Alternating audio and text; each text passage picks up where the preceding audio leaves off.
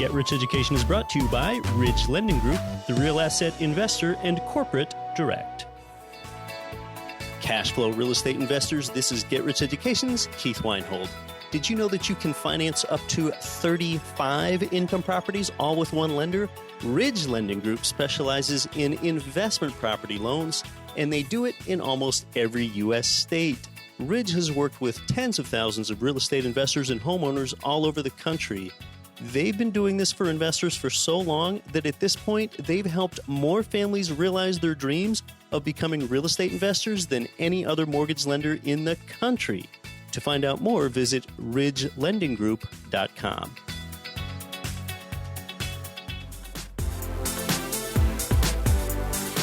Welcome to Get Rich Education with Keith Weinhold, giving you information and ideas on the investment that has turned more ordinary people into millionaires and billionaires than anything else, and can provide you with more wealth and happiness than you ever thought possible. Now, here's your host, investor, entrepreneur, business owner, and educator, Keith Weinhold. Hey, welcome to GRE. You are inside Get Rich Education, episode 114. I'm your host, Keith Weinhold, back to help you build your wealth here on a Star Wars Rogue One opening day. There's a second reason to be grateful today. The incomparable Peter Zeihan returns to Get Rich Education. We're going to talk about United States geography and geopolitics and how that affects your real estate investing today.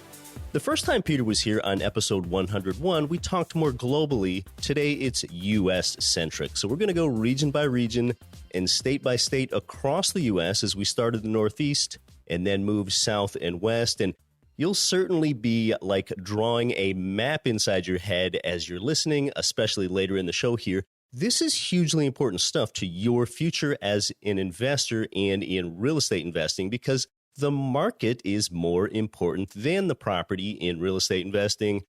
I'm not going to talk much today as I'll just sort of lead Peter around. He joins us from his hometown of Austin, Texas today.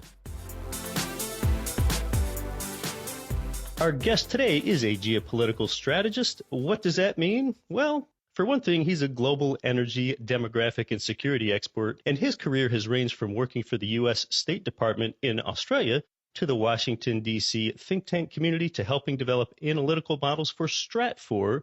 You might have heard of them. They're one of the world's premier private intelligence companies. In 2012, he founded his own firm, Zeihan on Geopolitics, to provide a select group of clients with these sort of custom analytical products. And his clients today range from really a vast array of sectors, including financial institutions, energy majors, business associations, agricultural interests, universities, and the U.S. military. His freshman book, The Accidental Superpower, debuted in 2014. Welcome back to Get Rich Education, Peter Zeihan. It is my pleasure. Yeah, it's great having you back. Now, Peter, your popular book, The Accidental Superpower, and really a lot of your premise kind of revolves around the fact that I'll just say that it sort of makes the case for United States exceptionalism or even United States supremacy. And one of those reasons is that the United States has been lucky geographically. Tell us about that. Sure. Well, the single most important factor is the greater Mississippi system. As folks in agriculture or manufacturing know, moving things from A to B can be a bit of a disaster. But if you can float them, it's about 1/12 of the cost. And if you take just the greater Mississippi waterway system, that's 13,000 miles of waterway. You take all of the American systems, you're now pushing 18,000. That's more than the rest of the planet put together. And if you can move things from A to B easily, then setting up your supply chains internally is not just secure, but it's cheap. And you can have a continental economy completely divorced from the rest of the global system that is actually globally competitive. And in areas where the United States has chosen to use its network, it has experienced not just the most rapid growth of its history, but the most rapid expansion and overall global power of its history. Yeah, and luckily we have this geographic juxtaposition where this great inland waterway is kind of superimposed on top of our great agriculture region. And I think some people don't understand the power of an inland waterway versus the power of a coastline. Where an inland waterway, you kind of have two quote unquote coasts, if you will, one on either side that you can serve as ports. And with an inland waterway, you're also hedged from tidal influence and storms and some other things. So a lot of people don't think about rivers, but you really do a great job in kind of playing up why it is so significant to what's made the United States a great success. And if you think about the three most important things in any person's life, food, energy, construction, all of those are bulk materials that have a relatively low value for the amount of size that they have. It's not like computers where you can fit them into a small box and maybe airship them out. All three of these things that you use every day can be transported most effectively via the water. And you're right, those riverways happen to overlap almost perfectly the portion of the continent that is temperate and that is agriculturally productive. So you'll get your major cities at the mouths of the rivers, at the heads of the navigation, where two rivers come together. And most American cities are in such locations. You have any more broad geographic themes before a little bit later we get down and break down things into region and state, Peter?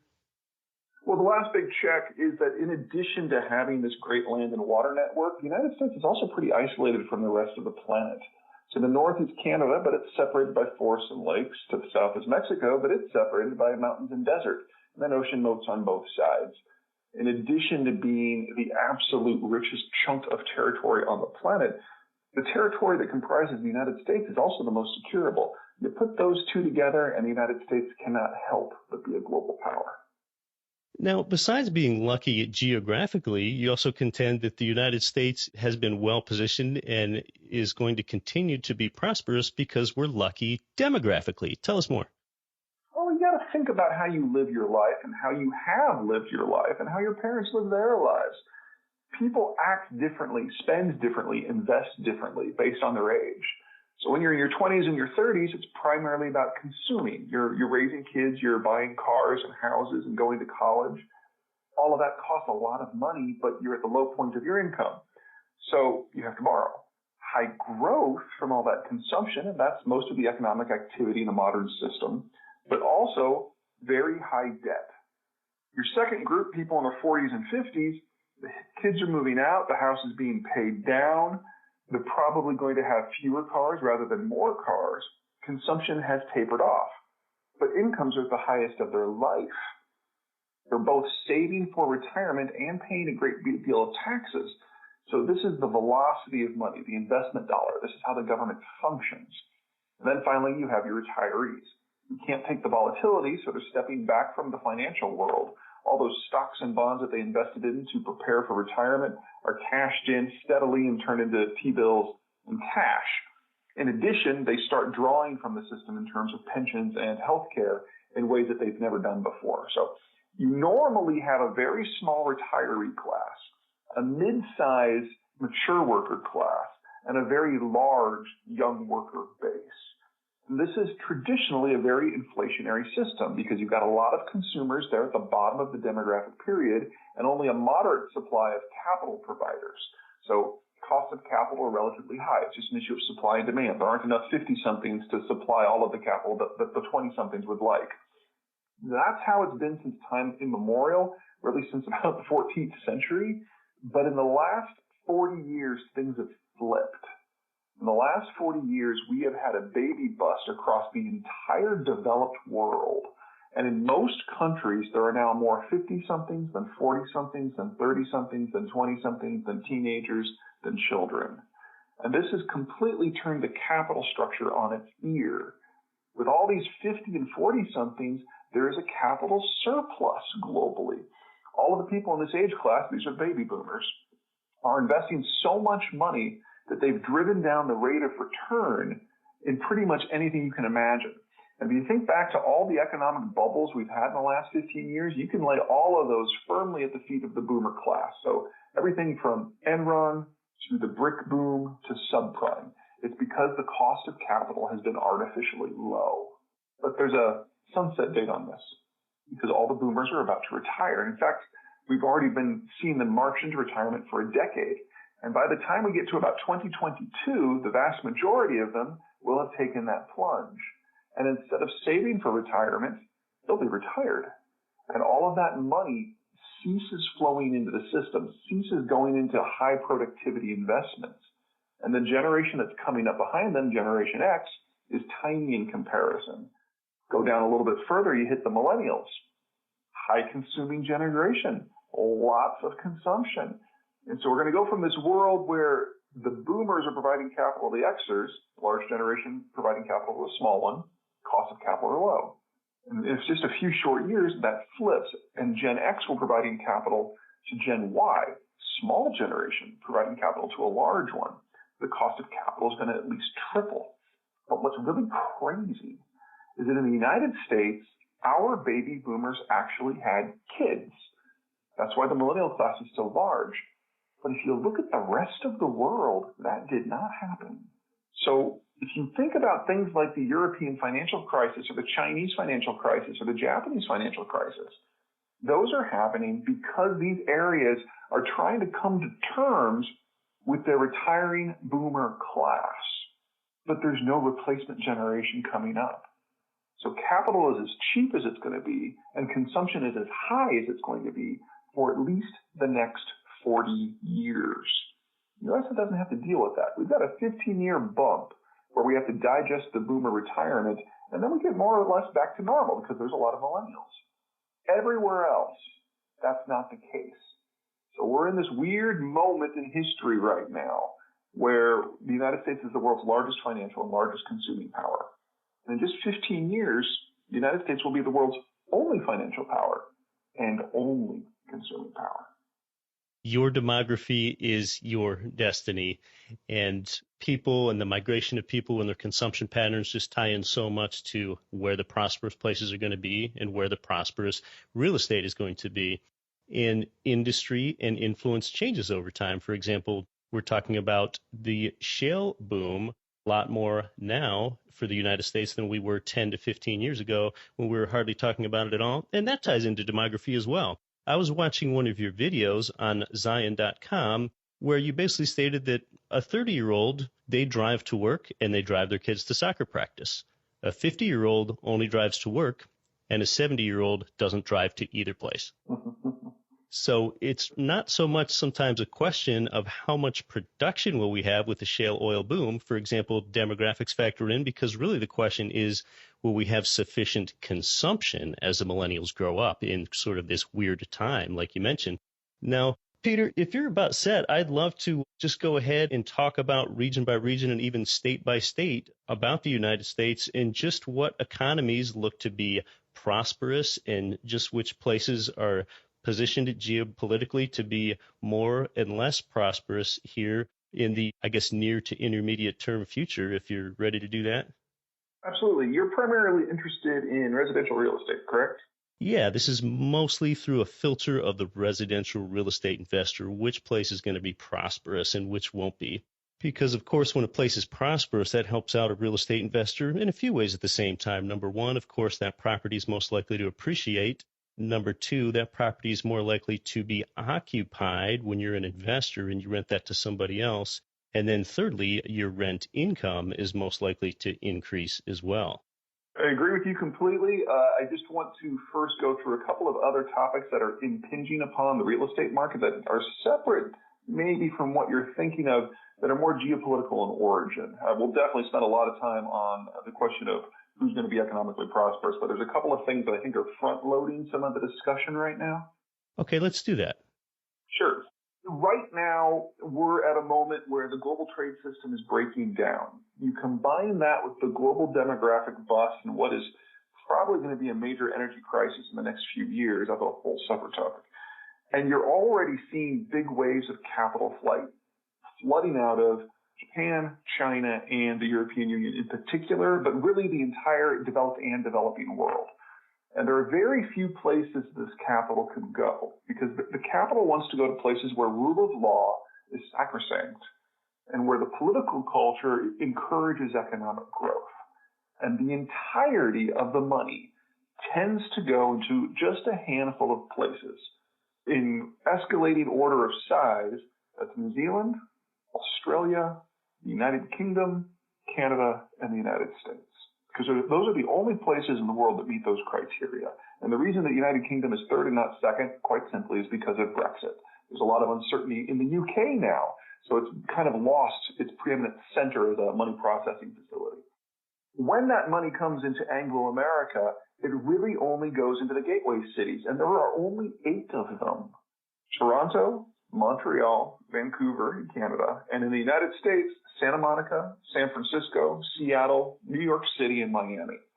Now, I don't want to denigrate the economic capacity of the gateway cities. They're all dynamic places with a lot going on. But when it comes to residential property, you are talking about hundreds of billions of dollars flooding into one specific subsector and massively distorting everything that's going on in those markets. Until about 2 months ago, the market that was by far the most distorted was Vancouver, and it was bidding up local residential property prices to such a degree that locals who did not already own property could never enter the market. And anyone who was a renter was being forced out. So Vancouver is in the process of becoming a ghost town because none of the locals can afford to live there anymore. It's all capital flight that isn't smart money. It's not sophisticated money. It just wants to find a place where rule of law applies, preferably with a pre-existing population of whatever ethnic group happens to be sending the money over. So in the case of Vancouver, primarily Korean and Chinese money. Now, in Vancouver, they put in a couple of foreign taxes to penalize the foreign money that's coming in. And most importantly, they put in an empty occupancy tax. And this has started to divert a lot of that cash to secondary cities elsewhere or other gateway cities. But it's probably too little too late. And if you look at places like Vancouver or Toronto, at night you will notice how dark those buildings are. So the geopolitics are encouraging high property prices in these areas, but it's high property prices not based on what I consider to be the right reasons. It's erratic, it's unstable, it's determined by outside forces, and all it takes is a local quirk, whether that's in regulation or circumstance or politics, and that money just goes away. Now, that hasn't happened yet, but it will. So when you're looking at the gateway cities, you have to keep that in mind. Places like New York are probably a little bit more resilient to this than places like Toronto because they've got a broader-based economy and it's a larger system. But even in places like New York and Miami, you have to keep that in mind. So that's factor one. Gateway cities, lots of growth in property, but it doesn't match the fundamentals of the local market. Second group of cities is more along the idea that you've identified. I call them the reinvented cities. These are places where in the last 20, 25 years, the local government, either through happenstance or some really wise policies, have managed to redefine how the locals think of themselves and to redefine how everyone in the region thinks of the city. And they've brought in a lot of investment. They've changed their tax policies. They've changed the way they work with organized labor. And they've managed to attract a lot of new industries to generate growth in an organic way that to a certain degree takes advantage of America's strengths geographically, America's strengths demographically, and a lot of the global weakness that is starting to punch in. There's probably about 20 of these overall. The big four that I think are emblematic of this shift are Oklahoma City, Austin, Texas, Salt Lake City, and Charleston, South Carolina. The reason I picked those four is because they've had a complete shift in the type of industries that tend to set up shop in the cities in just the last couple of decades. And they've seen a strong economic boom since. In all four cases, the housing boom and bust that hit in 2007, for the most part, passed these places by because the growth was broad-based, rooted in good policy, and rooted in income growth. Not like what you saw in places like Orlando or East LA or Phoenix or Las Vegas. These are places that got the policy right.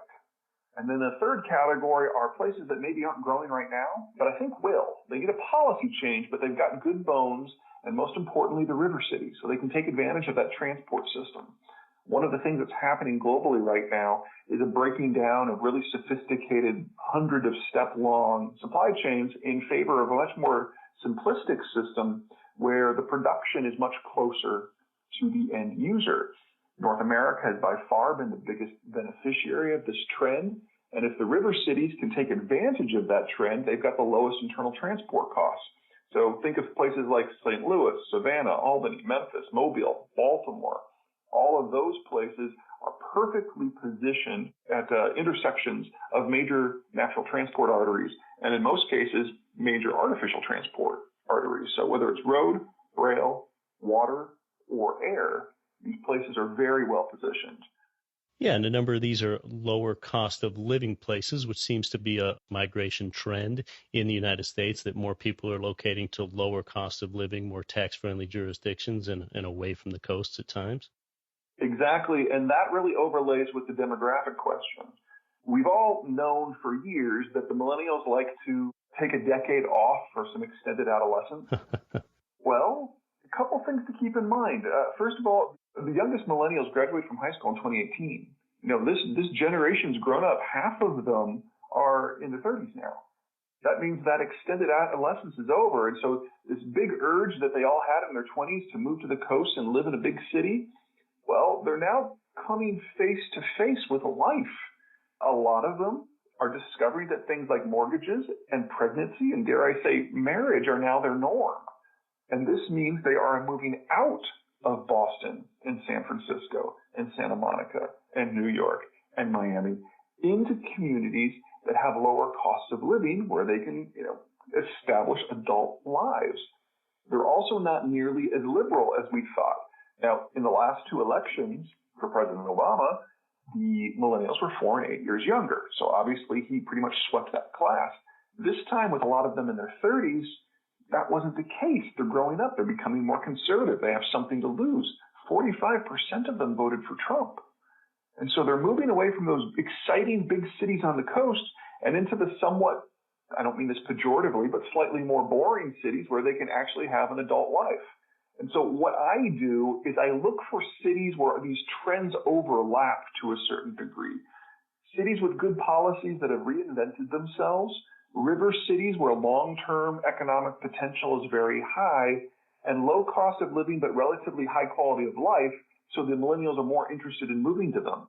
And it's a pretty long list. You got places like Chicago or Pittsburgh or Houston, Louisville, Sacramento, Nashville, the Quad Cities of Iowa and Illinois. These are all places where the millennials are flocking, where the rivers are navigable and where land prices are cheap. And you're seeing all of these places at the early stage of what is likely to be at least a 2-decade boom. Yeah, the economic realities sure are shaping the largest age cohort this country's ever seen. That's the millennials, and sometimes it comes down to something rooted in geography like navigable rivers, and those millennials don't even have any idea that is often an underlying reason why they've moved to where they've moved to. Well, when Peter and I come back, we're going to talk region by region and even state by state at which places look to be economically prosperous, especially when we think about residential real estate investment. You're listening to Get Rich Education. Our guest is Peter Zeihan. I'm your host, Keith Weinhold. As a lot of investors know, multifamily real estate has been one of the best asset classes to be invested in most of the last decade. While the great deals have been harder to find lately, there are still opportunities in select markets where savvy investors can get lots of appreciation and strong cash flow if you have a great team. Dave Zook, founder and president of The Real Asset Investor, and his team have been very active in the multifamily space in Memphis, Tennessee. On the heels of the Great Recession of 2009, Dave and his team quietly started acquiring multifamily assets, and in the last few years, he has syndicated over 2,000 apartment units, creating strong cash flow streams and big appreciation for lots of their investors. It's not too late to get involved. If you're an accredited investor and you would like to learn more about investing in great multifamily apartments with a world-class team, email Dave and his team at info@therealassetinvestor.com. You've worked hard to acquire real estate. Don't lose it in a blue instant. We live in a litigious society. Assets must be protected. Rich Dad advisor Garrett Sutton founded Corporate Direct to provide strong and effective asset protection for all investors in America. Corporate Direct offers personalized attention to your specific situation and is very affordable. Call 800-600-1760 and mention Get Rich Education for a $100 discount on all formations. Garrett Sutton wrote Loopholes of Real Estate, Start Your Own Corporation, and Toxic Client, among other bestsellers. He and his experienced team at Corporate Direct want you to be protected right now and with proper corporate maintenance into the future. Visit corporatedirect.com today for a free incorporation kit or call 800-600-1760 for your Get Rich discount. That's corporatedirect.com at 800-600-1760. This is the Real Wealth Network's Kathy Fettke, and you are listening to the always valuable Get Rich Education with Keith Weinhold. Welcome back to Get Rich Education with our guest, Peter Zeihan from Zeihan on Geopolitics, ZEIHAN.com. So, Peter, let's talk about the economic fortunes, the prosperity, and the geopolitical positioning about a few regions and states of the U.S. Why don't we start in New England, where, at least our non-indigenous peoples sort of started their settling. So let's start there with the 6-state New England region. Can you speak to that? You got to start with the one that I don't think too highly of. New England is probably the region that is going to suffer the most in the United States from the changes that are happening nationally and internationally. This is an area that is not a natural attractor of capital because local regulations tend to be pretty strict. Also, local geography is a little rough. It's difficult to get economies of scale. There were a lot of people who moved into this region to take advantage of the New York boom, because when all the millennials moved to New York, people had to move out to the suburbs and then the exurbs and then elsewhere in New England to take advantage of it. Now that that trend is reversing, you're going to see a lot of the people who moved to Connecticut moving back to Manhattan. And when that happens, these areas are going to see their tax base shrink at the same time the baby boomers are removing themselves from the market. That will happen at the same time that these states, because of the red-blue split, have their own regulations shifting in a direction that's actually going to dissuade new people from moving in because of tax rates. So all of the major trends are working against these places right now. Yeah, and that's already a region that's seen a lower real estate price appreciation than some other regions of the country. Let's move to its neighbor, New York. New York's a state where you have this great dichotomy between upstate and western New York rural geography and New York City. What do we see for New York? New York City itself is, of course, a beast, and it's going to be a global financial hub no matter what happens. In fact, because of the way Brexit is going, it looks like it's going to be a very hard Brexit. So I would estimate that at least 1/3 of the jobs that currently exist in the UK financial sector are going to pick up and relocate to New York City. Might even be more. So you combine that with the capital flight question, and New York will always have a high degree of churn and a lot of buildup. I'm not saying there won't be corrections. Lord knows one is needed right now. But of the 8 North American gateway cities, New York is by far the most stable in terms of that inward flow. The mayor and the state both understand what makes New York work, and there's a strong consensus, Democrat, Republican, in order to preserve what makes New York special and functional. So corrections, yes, but it's still going to be a loud, busy, profitable place. Elsewhere in the state, you're going to see a lot of millennial flow, especially when you're talking about moving up the Hudson River, particularly to places like Albany and Schenectady. I can never pronounce Schenectady. Anyway, the axis of cities from Albany to Buffalo, I think is going to see a lot of growth in the not too distant future. As things like telecommuting become ever more popular, these are places that young millennials can move and still have access to all of the hubbub of New York City without being too far away. So I'm pretty bullish on all of New York State for a mix of reasons. How about the state to the south of New York, a state where I was born and lived most of my life, Pennsylvania? I think of a lot of things with Pennsylvania, particularly maybe the Marcellus shale oil boom. Speak to Pennsylvania. Pennsylvania is a great example of a state that's gotten everything half right. They've been encouraging of energy, and so the ability to produce stuff in large quantities there is legion. But the regulatory structure and everything outside of energy has gone completely the opposite direction. So Pennsylvania is providing oil and natural gas and propane and all the other derivative products that come out of the ground to their neighboring states, but they have proven absolutely incapable of capturing that product and moving up the value-added scale with things like chemicals and refining. It's gotten so bad that they're actually building pipelines that are 1,500 miles long to run the natural gas through the southeast to gasify the entire region, or west around the Appalachians to Houston, where it's fueling the chemical industry, because they can't get the regulations amended to the point that anyone wants to build the facilities in Pennsylvania itself. So yes, cost of living is relatively low if you look at the mechanics.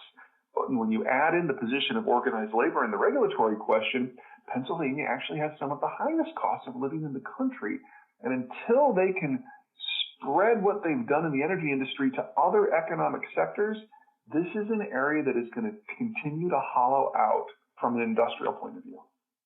Wow, that's really interesting. And maybe just before we leave Pennsylvania kind of away from the shale oil portion, one of the fifth or sixth largest metro areas, depending on how you classify it in the United States. What about the future fortunes for Philadelphia? Philadelphia is probably an example of a city that has gotten almost everything wrong in the last 40 years. And if they, to be perfectly blunt, risk becoming the next Detroit. The Eagles can't even win a Super Bowl. Yeah. Now, on the opposite side of Pennsylvania, Pittsburgh's a great example of a city that's managed to completely reinvent themselves. It's one of the leading medical tech development cities, and if you've ever been in Pittsburgh in the last 10 years, you'll notice that the greater downtown area is completely revitalized. Yeah. Places that were slums in the River Valley 15 years ago are now home of condos and apartments that are bustling with young people. So it's not that Pennsylvania can't change. The problem is at the state house and the state government, and there's no place that's more emblematic of this dichotomy of low energy and high income from it, but the inability of translating that into something greater than Philadelphia. Well, I mean, Pittsburgh is a great example of a city that has shown you can make it work. And then Philadelphia is just on the flip side. I mean, here you've got a city that actually is a river city, but the policy has been so bad for so long, they can't even monetize what they've got with the energy sector. Yeah, some people think Philadelphia is a coastal city, but it's not. It's on the Delaware estuary. It is, like you said, a river city. Right. Peter, in order to move this along a little bit better, why don't we take a wider chunk? Why don't we take the New Jersey coast all the way down through Delaware, Maryland, Virginia, and both the Carolinas? I know that's a large region. You mentioned Charleston earlier. Any areas in there specifically positioned for a lot of prosperity or misfortune? Well, the northern half of that is megalopolis. The whole area between New York City and D.C. There's obviously a lot of variation in policy region by region, but I see no reason why this area won't continue to grow simply because it is the heart of American urban areas.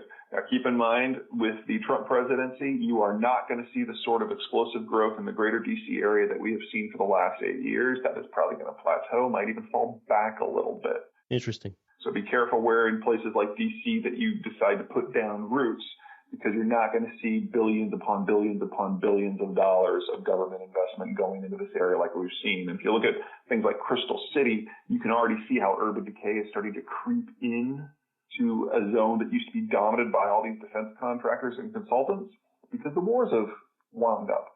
And so just be aware of that. Still have a lot of population pressure, still have a lot of people moving there, but you're not going to see the explosive activity that you've seen. Now, you move south of D.C., you get into the Chesapeake Bay area all the way down to Savannah. This is an area that is showing how northerners who have gotten fed up with quality of life and cost of living in megalopolis are discovering that they can telecommute or maybe plane commute by living in entirely different regions. Yeah.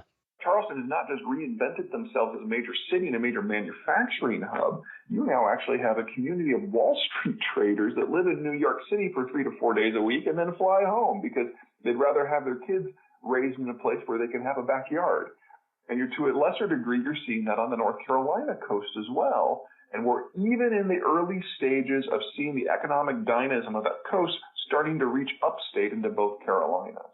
Virginia, of course, Northern Virginia is going to be an echo of D.C. no matter what happens, but Richmond and Newport News are becoming bustling economic centers in their own right as a lot of that foreign manufacturing capacity starts to relocate back to the United States. And as the United States gets back into exporting of a lot of products, Norfolk looks great. This is fascinating, and this is some great knowledge that you have here. And by the way, I have a map of the United States out, just an outline map of the 50 states while we're having this great discussion. Let's move a little bit further south into Georgia, including where we have Atlanta with the nation's busiest airport, where a lot of Fortune 500 companies have relocated and where we have a lot of colleges and universities. Just a few sentences on Georgia, Peter? Georgia, you've got to split into two pieces, of course. Georgia, greater Atlanta, and then the coastal zones. Savannah now has what is the largest major port in the United States. They are making a bid for controlling all of the container traffic that enters to the U.S. seaboard. They've got a reasonable chance of being successful with that. But even if they're not successful, even if they only get a third of the total, that's still pretty massive. And local regulations are so much more favorable there than they are in a place like Miami. I have no doubt that this is an area that's going to grow pretty robustly, especially since Savannah is, to be perfectly honest, an awesome town. Atlanta's a great example of a state that has gotten most of it right. They have a very strong civic culture. They've got very good relationships with all the corporations that have now set up headquarters, and they're modifying their educational system in order to provide these industries with all the skilled labor that they might need, customized to their nest, whatever their desires are. However, they're not very good at urban planning. And so this reinvention that I've mentioned of a lot of cities like Charleston and Pittsburgh has yet to happen in Atlanta, which I've always found surprising because, here's a city of several million people that is headquarters to a dozen major global companies that just can't seem to solve its quality of life issue. Now, as soon as they do that, this is the next Chicago. But they've got to have that urban revitalization program that's really taken root in a lot of other cities. It just hasn't made it here yet. So when you're talking upside potential, Atlanta is a city that has already gotten all of the hard stuff right. Now they just need to do the easy stuff. Let's talk about the Florida Peninsula. A lot of people think about Miami, but, Jacksonville and Orlando are two popular cash-flowing real estate markets. So just a few thoughts on Florida. Baby boomers, baby boomers, baby boomers. They all want to move to Florida or Phoenix. So if you're okay with that, or if you feel you can make money off of that, you can thrive because this is a trend that's going to last for another 25 years. If you're looking for broad-based economic growth that is a little bit more varied, though, Florida is probably not the place you want to be looking at anytime soon. The one exception to the Florida rule is, of course, Miami. As the United States backs away from the global system and as most of the global system breaks down, there are a couple of regions that are going to do very well. One of those is Latin America. Because if you look at the entire Latin America system from the Mexican-U.S. border all the way down to Chile and Argentina, there is not going to be a single war of significance in that entire zone for the next 25 years. In addition, it is one of the few areas that the United States is likely to remain interested. Well, the gateway city for everyone in Latin America who isn't in Mexico, and we're talking here about over 800 million people, is Miami. It is definitely going to be one of the top three major immigration cities in the country, and it's a launching point, of course, for the big Cuban economic revolution that is just starting right now. So all of Florida might kind of feel like an old folks home, with the exception, of course, of Orlando and because of Disney World. But Miami is going to be this massive global conglomeration of a city that is incredibly dynamic. Yeah, what a juggernaut of influence, and there may be almost as much of a dichotomy between Miami and the rest of Florida as there is New York City and upstate New York. Well, Peter, let's move west a little bit into Alabama. The first time I had you on the show, you kind of marked Alabama as a place that has a lot of up-and-coming prosperity. And, I think a lot of people have misconceptions about Alabama. They think about it as some backwards place, but there are a lot of universities and there's a lot of technology there. Tell us about Alabama. Let's start with what most people think of as a negative. When people think of the culture of Alabama in specific, or the South in general, they think of a political system where it's the good old boys network, where you get representatives of all the major players, whether it's the utility board, the taxman, the mayor's office, state reps, whatever, and they get together behind closed doors and they decide how things are going to be. And if you can't penetrate into that room, you don't have a chance of influencing things. And there's a certain degree of accuracy to that. And this is one of the things that has really retarded economic growth across the South for the better part of the last century. But this is how most of the world actually works. And what the Alabamans have discovered is if you take those people who are in that closed room and you put together a plan, you can then take that plan to Berlin or Seoul and pitch it to foreign companies that are looking to forward position their manufacturing footprint in the American market. And so the number one state in the country for inward direct investment from foreign companies is Alabama. It's not California or New York, it's Alabama. As a result, places like Mobile and Birmingham and Montgomery are rapidly becoming wildly diverse global economic hubs. And we're starting to see the impact from that trickle into every supporting sector across the region. Encouraging this massively is the fact that, remember all that Pennsylvania shale gas that's being pumped out because the Pennsylvanians can't figure out how to capture it in a meaningful way? A lot of that's coming into the South. And Southern Company, which is the major electricity company in the region, is in the process of switching from coal to natural gas across the entire region. That's not only improving air quality, it's actually driving down power costs because the shale gas is almost a waste product in most markets in the United States. So you're seeing this magic confluence of factors: good urban planning, good economic pitches, low energy prices, low land costs, all converging at the same time. Alabama is probably the quintessential southern state where it just seems to be working perfectly. Let's talk about a state just to the north of it, Tennessee, where we kind of have Nashville toward the eastern end of the state. And then the southwestern corner of the state, we have Memphis. And Memphis, Tennessee, taking advantage of being on that intercoastal waterway, has long been touted as one of the best cap rate markets for real estate investors for a long time. Something you have to remember about Tennessee is that just because you have rivers doesn't mean you're automatically going to be successful. It gives you the good bones, but policy matters. And when I think about places like Memphis or Nashville, or to go back to some of the regions we've already talked about, places like Baltimore, these are some places that have a lot of internal problems that haven't been able to really fully monetize where they are right now. I'm pretty hopeful on them in the future, but there's a couple of things that have to change. First, there's an issue of national policy. We've got a policy on the books right now in the United States called the Jones Act. It was passed during the Great Depression. It was a stimulus measure. And what it said was that any cargo vessel that transported goods between any two U.S. ports had to be American-owned, operated, captained, and crewed, and built. And if it didn't meet those criteria, it could not take cargo from one American port to the other. This steadily drove up cargo costs on American waterways, basically tripling to quadrupling them over the next 20, 30 years, and largely killing the American barge system. Memphis is a great example of a city that in the heyday was the entrepot for distribution and collection in the American system, that ever since the Jones Act has been kind of sliding downhill. Now, you repeal the Jones Act, you drop the cost of transport, and all of these river cities get a huge jump. So that's piece one. Piece two is local policy. Kind of like Atlanta, Memphis hasn't yet figured out how to leverage what it's got. Yes, it's a massive transport hub. Road, rail, air, water, it's all there. They haven't figured out how to solve a lot of the social and racial problems yet in a way that places like Atlanta have.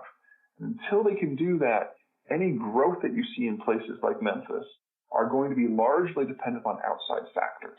And in my opinion, that makes it a little bit shakier than it should be. Yeah, that's really interesting commentary. Well, as we try to move faster, as we want to cover the whole country, why don't we just take one last wide region, the last region that we have east of the Mississippi River, and that's a big swath of Ohio, Indiana, Illinois, Michigan, and Wisconsin. Just any broad thoughts on that five-state Great Lakes region? A lot of these areas have more or less the same challenges that places like Memphis have. They've got great rivers, great water access. All the cities are trying to redefine themselves. Of the major cities in this region, I would say that the only ones that have really pulled that off successfully to this point are Louisville and Lexington in Kentucky. Relatively low taxes, relatively good internal racial relations. Their downtown areas are both in the process of being revitalized. You don't see that degree of reinvention at present in Ohio, Indiana, or Illinois. Obviously, Chicago is its own exception. They've got what they need. The millennials are moving back. That will help with the revitalization, but they're just not there yet. What about Missouri? We have St. Louis in the east. We have Kansas City in the west, both of those known as cash-flowing real estate markets. Any thoughts on Missouri? St. Louis has exactly the same problem as Memphis and Indianapolis. The bones are good, but they need a revitalization. Kansas City is a little bit different. Kansas City, you're in the I-35 corridor, which is at present the great manufacturing highway of the United States system. That manufacturing impulse hasn't quite made it to Kansas City yet. Right now, I would say it's kind of capped at Oklahoma City. But no matter what happens in the next few years with the Trump administration, either Mexico City will continue to be part of the American manufacturing network, in which case Oklahoma City's in the middle and it will stretch up to Kansas City, Des Moines, and Minneapolis, or the United States will turn more protectionist. Mexico will get cut out of the system, and the jobs that used to be in Mexico, after a fashion, will migrate to these northern portions of the I-35 corridor, where land prices and labor prices tend to be cheaper than they are in Texas. What about Arkansas, and what about Louisiana, and New Orleans being so interesting in the future of New Orleans in a post-Katrina world and this below sea level city? So any thoughts about Arkansas and Louisiana? Arkansas, the terrain is very difficult, and it's just hard to get an economy of scale, in my opinion. I don't mean to suggest that there's nothing going on there, but it's really hard to draw any broad conclusions when the pockets of population are so separated by geography. New Orleans, of course, is its own little monster. The biggest problem that New Orleans is going to be having over the next 30 years is whatever is going to happen with sea levels. You've got a double bind there. Number one, as the Mississippi is really trying to change course, you're leading to land settlements as the land itself is subsiding and depressing. Second, of course, is if the folks that are in the global warming camp are correct, you're looking at more storms and you're looking at higher sea levels. And for a city that's below sea level already, that's a real problem. Now, you can take chunks of New Orleans, like the French Quarter, that are actually above sea level. They'll do very well. The port is fine. But a lot of those surrounding communities are probably not viable in the long term. So if you're going to invest in this region, it's very important to look at not just a physical geography map and an economic geography map, but an elevation map. Because we've seen what happens if they just have one day where it goes wrong. Right. It isn't often that you're looking closely at topographic lines when you're considering where to invest in real estate, but you might very well be doing that there in Louisiana, where geography and climatology have kind of an outsized effect there as you get closer to the Gulf of Mexico and Louisiana. Well, what about, Peter, the big Texas juggernaut? Let's talk about Texas, where you have business-friendly tax incentives, a big influx of people, no state income tax, a low cost of living, a fairly central location. What do you have to say about Texas and Texas's future economic fortunes? The Texas Triangle, and that's the area that links together Dallas-Fort Worth, Greater Houston, and San Antonio. It has almost 20 million people living in the urban centers, and about half of the remaining population of Texas is within the Triangle. You've got good infrastructure, you've got low cost of living, you've got low wage cost for both low and medium and high-skilled workers. It is definitely the most economically successful region for the last 20 years. Assuming that NAFTA continues in more or less its current form, it will be the most successful, economically viable portion of the United States for at least the next 20 to come. Wow. The biggest risk that Texas faces is if NAFTA is closed down, Texas is going to have to find a new economic partner. Because every supply chain that is based on the advantages of the Texas Triangle, that's cheap labor, cheap energy, cheap land, and low taxes, all of it is enmeshed with the Mexico City corridor going all the way from San Antonio all the way down to Mexico City. You remove NAFTA, it's going to be a huge hit to this region. It will bounce back because a lot of that stuff will pick up and move north of the border, and specifically north of the Texas Triangle to places like Oklahoma City, Kansas City. But that will still be a kick in the teeth for this region. Personally, I don't think that's going to happen. I'm pretty sure that some version of NAFTA is going to continue and that the Texas success story is going to continue as well. Remember, this is a state without an income tax. So you're still going to have a lot of inward mobility of population to take advantage of that. Yeah, you live in the Texas Triangle. I recently spent more time there, and yeah, I think even without looking at the numbers and knowing about things like public policy and trade, just the anecdotal cranes in the air effect, all the construction cranes that you see in the air every time you're in a metro is quite telling on its own. Something to keep in mind about Texas is it's not the South. you don't have that kind of schmoozy government system like we talked about with Alabama. Right. This is a state that prides itself on not being organized. The state legislature is starved of capital, it's starved of people, it's starved of taxes. The legislature only meets for 35 days every other year. And so this is a region that is largely incapable of attracting, or at least deliberately attracting, foreign direct investment. So everything about the Texas story is American homegrown. That makes it a lot more stable when we're talking about a world that's in flux. It might miss out on some of these investment booms of companies like Daewoo or Mercedes trying to relocate facilities to the United States. They're not going to go to Texas because the Southerners are just so much better at courting that. But anything that is American-based, Texas is where it's going. Well, you already touched on Oklahoma City. We just need to move to a wide swath north of there, from Kansas, loop it around to Minnesota, all the way out through the Dakotas. Any particular comments of that kind of upper Midwest or upper Great Plains region? Yeah, the upper Midwest, you still have the river access, so they're waiting for policy to change. If you have the Jones Act change, this area is going to be a natural beneficiary, and it'll probably grow with Texas. You'll see this entire zone be integrated into the Texas supply chain system because you'll be able to access the entire upper Mississippi network. The one exception to that is, of course, North Dakota, and that's largely a story of the Bakken play. You're seeing a lot of growth, not just in places like Bismarck that are at the heart of the play, but places like Fargo that are able to benefit from all the tax receipts that are coming into the state. Fargo is becoming a significant metro region in its own right. The biggest problem that Fargo faces is that they really, really, really need to build a bypass for the Red River to solve their flooding problem. If they can do that, that's the only structural impediment on their growth at this point. You touched on Salt Lake City's potential future prosperity earlier. Just give us a little bit on Denver and Salt Lake. Denver and Salt Lake, despite the fact that they're both mountain towns, are miles away from each other in terms of political culture and economic viability. Denver is the western anchor of the American heartland. And as such, it is kind of the new Independence, Missouri of the world. You go to Denver when you're going to launch off into the wider west. It's conservative, but not too conservative. It's liberal, but not too liberal. It's Americana while being exotic. It has everything going from it from a cultural point of view, and it's one of those quintessential reinvented cities. And this is before pot became legal. So Denver, from a cultural and economic point of view, is broad-based, it's exciting, and it's growing. Salt Lake City has a lot going for it, but for completely different reasons. I hate to play the religion card here, but the fact that this is the headquarters of the Latter-day Saints Church or the Mormons really, really matters. It shapes the political culture in huge degrees, and it makes it the only truly internationalized interior city in North America because it attracts converts from the world over and keeps its population very young and very diverse. It has by far the best demography in the country, specifically because of the LDS faith.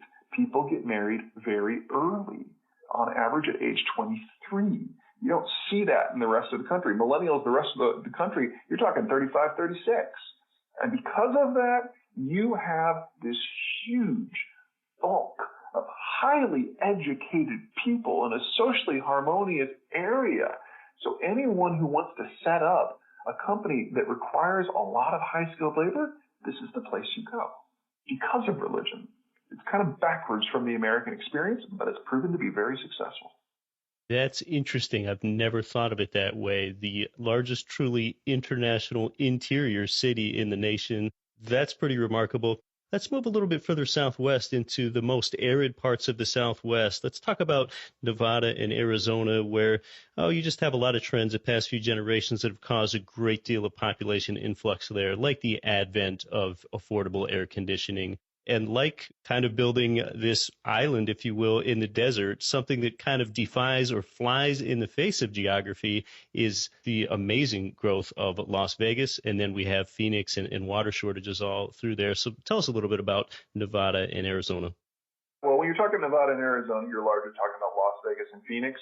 Keep in mind that if you get outside of Las Vegas, Phoenix, Tucson, and Reno, these are some of the poorest parts of the country because the geography is just so horrible. It's dry, it's highland, it's broken, there's no water transport whatsoever. You're completely restricted to not just air, but helicopter or road. The rail lines for the most part, can't function in these areas. It's too steep. So let's just talk about Las Vegas and Phoenix, really. Las Vegas and Phoenix are not economic hubs. They are island cities for all practical purposes. All of what they need has to be imported from a long way away, most notably food and water. And this creates a constant upward pressure on prices. The only way that you can bring down the cost of living in these areas is to subsidize that import or achieve economies of scale. And to a certain degree, both cities have achieved both. Las Vegas has managed to steal water from places 300 miles away. Phoenix has the Central Arizona project, in which the federal government basically subsidizes the existence of Phoenix. Should something happen to either of those projects, and there is a push in every other state in the Southwest to dismantle them, these cities cease to be economically viable. Now, I don't see that shift as imminent, but there's not just a constant economic and climatological challenge to these cities, but it's political as well at the national level. So you've got to keep that in mind. There is no Phoenix, there is no Las Vegas without federally subsidized water availability. Now, that said, when you're talking about economic sectors that tend to favor regions like this, you're primarily talking tourism and to a certain degree conferences. The country's not big enough for two of these. So right now, they've kind of split it. Phoenix has become the big conference town. Vegas has become the big tourist town. It's stable for now. Once the baby boomers retire, once the cost of capital goes up, these two places face some interesting structural challenges because most of the people who will be living in the greater Phoenix area are going to be retirees who don't vote in Phoenix. So the political power that they have does not encourage an ongoing federal relationship with Phoenix that benefits the city. As all these baby boomers retire and as the millennials become parents, I would expect Vegas to kind of top out. You remove international tourism from the mix because of global chaos, Las Vegas tourist destination doesn't look so hot. So both of these cities are about to need a reinvention, and it's not clear that there's a direction that they can go. All of the trends that have made them successful for the last 30 years are in the process of dying back. They're going to face some pretty severe challenges. California is almost a nation unto its own. Maybe we can just principally focus on coastal California, which is the epitome of what I call a volatile real estate market where prices can spike high and then they can fall low in recessions. It's kind of the opposite of stable markets that you find in the interior USA. Some thoughts on California's future economic fortunes? Well, San Francisco, of course, is a gateway city, and because of the height restrictions and rent control is one of the most erratic. If you are the kind of person who counts cards in Las Vegas, San Francisco is absolutely for you because you can play that market. And if you've got a little bit of nerve, you know the prices are going to bounce back because of all the foreign money that flows in and the fact that it's a game mecca. This is dangerous from a real estate point of view, but only in the short term. If you're willing to take the long-term view, you're going to be fine. The rest of the Bay Area is a little bit more normal, but the rest of the Bay Area has the political inclinations of San Francisco without the income of San Francisco. So you have to deal with urban blight. You have to deal with racial disputes. And you have to deal with it on an economic level that is a lot lower. So that's why everybody thinks San Francisco is really interesting, but Oakland's not. It's a perfectly reasonable conclusion to draw. Yeah. Los Angeles is its own beast. As long as the air quality question does not bother you, Los Angeles is probably forever. It's not a gateway city. Well, I mean, parts of it are. Santa Monica is. But because it's so broad, it's relatively affordable by California terms. And most of the people who move to California find themselves living in Los Angeles because of that. That makes it a much more broad-based system, much harder to shake. It's not a place that I personally would ever want to live, but the sprawl is big enough that there are price points at multiple levels, and that helps a lot. Anyone who doesn't want to live in San Diego doesn't have a soul, in my opinion. But affording living in San Diego is, of course, the challenge. In addition to the fact that it's a great place to live, high quality of life, good urban planning, and the naval base, it's a border city. And no matter what happens with NAFTA, you're always going to have a big Mexican component. If NAFTA continues to be successful, San Diego is a manufacturing hub that links up with Tijuana. If Mexico is barred because of a NAFTA breakdown, you're going to see a big surge of Mexican population out of northern Mexico and into San Diego. So it's kind of a minor gateway city, but the right kind of minor gateway city. Population pressure rather than people just coming and buying properties in order to hide their money. The Pacific Northwest, Washington and Oregon, they've seen some of the highest real estate price increases on a year-over-year basis lately. Tell us more about Washington and Oregon's geopolitical and economic fortunes for the next few years. Well, first of all, the primary reason for those price increases is twofold. Number one, Seattle is a gateway city, so they're seeing the same pressure as the other gateway cities. And second, as Vancouver has restricted inward investment to try to get the price surges under control, Seattle and to a lesser degree Portland are two of the three primary replacement cities for that investment. So if you're Chinese money coming in, you don't want to risk Vancouver now. You either go to Toronto, Seattle, or Portland. Beyond that, I'm a little nervous about the Pacific Northwest. From a demographic point of view, it is the most aged part of the country. There aren't a lot of young people there anymore, despite how much fun Portland is. And because of the Jones Act, they're not able to make the most out of the river network, particularly the Columbia. Keep in mind that Eastern Oregon and Eastern Washington are agricultural zones that are doing wildly well. But that is on the wrong side of the mountains. It really doesn't benefit the major urban centers on the west side of the mountains. So I think of Portland and Washington in a somewhat similar way that I think about Phoenix. The trends of the last 30 years have really helped these areas. Asian trade, the Western population movement, the millennials going to the coast, all of this has helped these cities. All of those trends are now dying back. Portland is attempting to deal with this by just being a very cool place. To be perfectly blunt, they're pirating a lot of the slogans that have made Austin successful, and they're trying to copy some of the things that Austin has done with its cultural evolutions.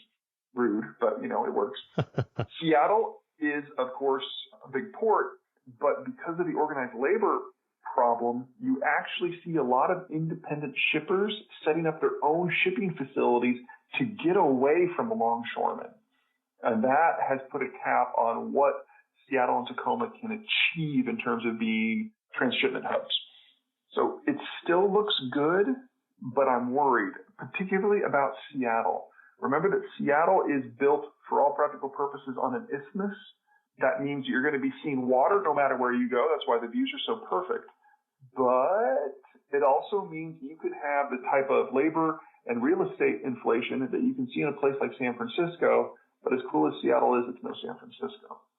So you combine the fact that it's a gateway city, you combine that with the fact that it's a high tax environment, that you're starting to see supplementary investment being diverted from Seattle, and you can see a big bubble forming in this town. And it is not clear that this model is sustainable for more than a few years. Yeah, interesting commentary. Like a lot of others, I probably thought that the region was younger than it really is. Well, let's wrap up with Alaska and Hawaii, which are respectively the 49th and 50th states admitted to the Union, so it's only appropriate. And I got to tell you, Peter, I'm a little bit nervous being an Anchorage, Alaska resident, knowing about the price of a barrel of oil and what happened to it starting a few years ago. I'm a bit nervous about that one. Tell us about Alaska and Hawaii. Well, with Alaska, the picture changes based on what the time frame you're looking at. In course of the next, let's call it 1 to 3 years, you have reason to be nervous. Shale costs are far lower in terms of their full cycle break even than any of the production in Alaska. As of January, we're probably going to have a full cycle break even price in the shale fields of about $40 a barrel. Alaska's are probably a minimum 50, and the shale price keeps going down. So in terms of cost competitiveness, Alaska is definitely not looking very good, and we all know that without oil, you're going to lose half the population of Alaska. That said, I expect to have a global energy crisis before too long, and when that happens, Alaska will have maybe still expensive oil to produce, but it is the only state in the country that can legally export crude if you have an oil export ban in place. I expect that oil export ban to come back in a vengeance. Otherwise, you'd see American gasoline prices skyrocket. which means Alaska can sell crude into a high-price, high-risk environment without taking any of the risk. Most of that crude would probably go to Japan and Korea. So I'm a little nervous about Alaska in the short term. In the long term, it looks phenomenal. Hawaii's for forever. A lot of the Hawaiians are upset with the degree to which the Japanese have bought up a lot of property. You're going to continue to see a lot of high-powered foreign investment coming in to monopolize whatever they possibly can. And as the world becomes a more chaotic place, Hawaii is a safe haven. The problem, of course, is for anyone who's actually from Hawaii, because the cost of living is only going to go up. It's not going to take part in the American shale revolution. It's too far away. It's exposed to global energy prices. It's exposed to global economic trends. So you're looking at a place that is going to be very volatile in terms of economic stability and the ability of just your average Joe to make it through the day. But real estate investment looks fantastic because of the chaos elsewhere. Yeah, that's interesting. And an interesting state to wrap up on, as that's really one of the more geographically isolated places in the entire world, let alone the United States. Well, Peter, this has been fascinating, and I'm sure a lot of the listeners have their mental map open while they're listening to this show. So if any of you listeners are more interested in anything that Peter and I quickly touched on as we jumped around, again, his website, Zeihan on geopolitics, I think it's fascinating, Zeihan.com, Zeihan. Peter, how can our listeners and those interested find out more about you with what you're doing with speaking and consulting? The easiest way is just go to the website and request more information, Zeihan.com, Zeihan.com. In addition, if you're interested in the world writ large, there's a couple of books you might want to look at. The first one is The Accidental Superpower. It came out a couple of years ago. The new one, which comes out later this month, is The Absent Superpower, The Shale Revolution and a World Without America. And that goes into a lot of the chaos that's about to break across the world writ large, talks about the wars to come and how the Americans are going to handle it. Peter, this has been just absolutely fascinating stuff. Thanks so much for coming back on to Get Rich Education. My pleasure. Oh, yeah, great. Well, sometimes it's just really good to get an angle from a non-real estate person. Most every region seemingly has both a challenge and an opportunity. Well, did I skip over your area? Well, then you can learn more at Zeihan.com. We had to skip a few areas. In 114 episodes, we just produced the longest show in Get Rich Education history. Are you an influencer at a regional or a national or a multinational corporation?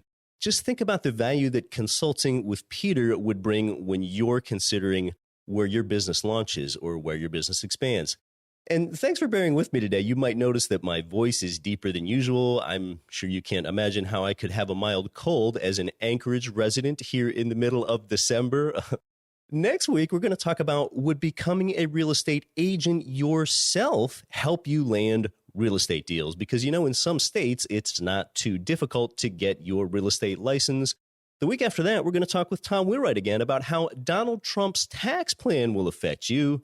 Thanks to the talented and connected Peter Zeihan today. We'll see you next week when I'll be back to help you build your wealth. Until then, I'm your host, Keith Weinhold. Don't quit your daydream. You've been listening to Get Rich Education, telling you what the wealthy won't tell you about real estate and investing.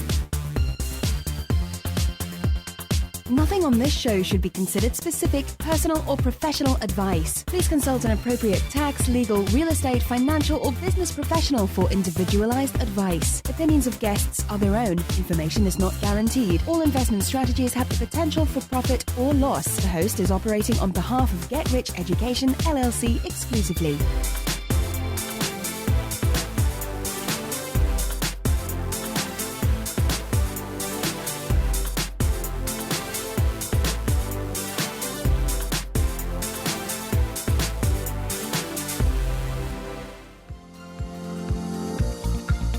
Cash flow real estate investors nationwide and worldwide, this is Get Rich Education's Keith Weinhold. Forbes has rated Memphis, Tennessee as the #1 cash flowing market in the world. Our good friends at Mid-South Homebuyers have been Memphis's premier turnkey real estate provider for 14 years with a stellar reputation and an A+ rating with the Better Business Bureau. Owner Terry Kerr was born and raised in Memphis. Yeah, he knows the market and has renovated and sold over 1,000 houses in the Memphis area. Find out what their many repeat buyers already know. Their houses are completely renovated, even come with a 1-year builder's warranty and a lifelong rental guarantee. They're a perfect fit for the first-time out-of-state investor or the seasoned investor diversifying their portfolio. Mid-South Homebuyers friendly staff makes investing easy. Learn more at midsouthhomebuyers.com or give them a call at 901-217-HOME.